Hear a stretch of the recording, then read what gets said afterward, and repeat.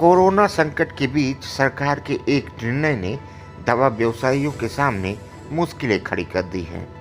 दरअसल सरकार ने अपनी गाइडलाइन में दवा व्यवसायियों के लिए अलग से निर्देश देते हुए कहा है कि कोई भी व्यक्ति दवा की दुकान पर खांसी और बुखार की दवा लेने आए तो उसका नाम, पता और मोबाइल नंबर एक रजिस्टर्ड में दर्ज करके ही उसे दवा उपलब्ध कराई जाए।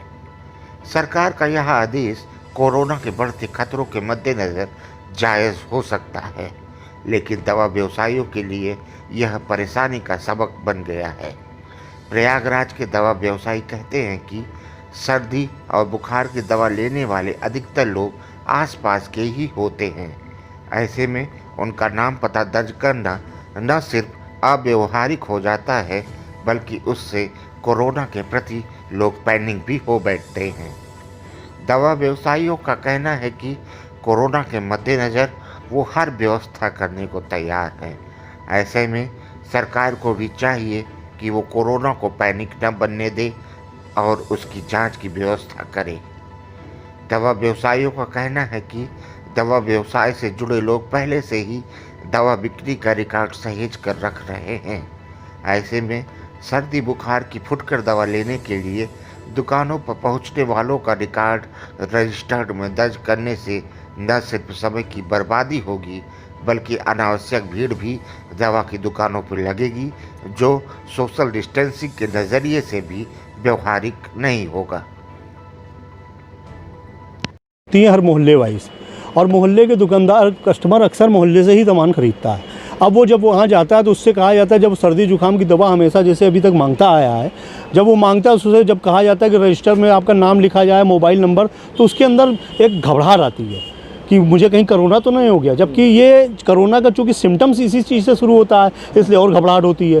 तो ये सरकार जो ये कर रही है, इसको ये पैनिक बना रही है। सरकार को इसको विड्रॉ करना चाहिए, टेस्टिंग का अपना कोई तरीका निकालना चाहिए कि जिससे हर आदमी के टेस्टिंग हो और वो पकड़ा जाए कि उसको कोरोना है कि नहीं। और सीधे जो रिटेल से दवा ले रहा है उससे ये लिखना कहीं ना कहीं परेशान करने वाली बात है, और दुकानदार को भी परेशान करने की बात है। दुकानदार से वो कस्टमर कहता है कि इतने ज़माने से मैं पैदा हुआ हूँ, तुम यहीं पैदा हुए हो, मैं यहीं पे रहा हूँ, तुम मुझको सब जानते हो, तब क्यों लिख रहे हो। तो एक घबराहट की जो है स्थिति बनती है बाजार के अंदर। क्या डीएम साहब ये गए थे? देखिए, मैं जिलाधिकारी साहब से इस मैटर पे हम लोगों की टाइम टू टाइम मीटिंग होती है, तो हम गए थे वहाँ पे, मैंने अपनी सारी बातें रखी। वहाँ पे हमने बताया सर कि ये जो तरीका है इसको आपको बदलाव करने की जरूरत है, व्यवहारिकता नहीं है इस तरीके में।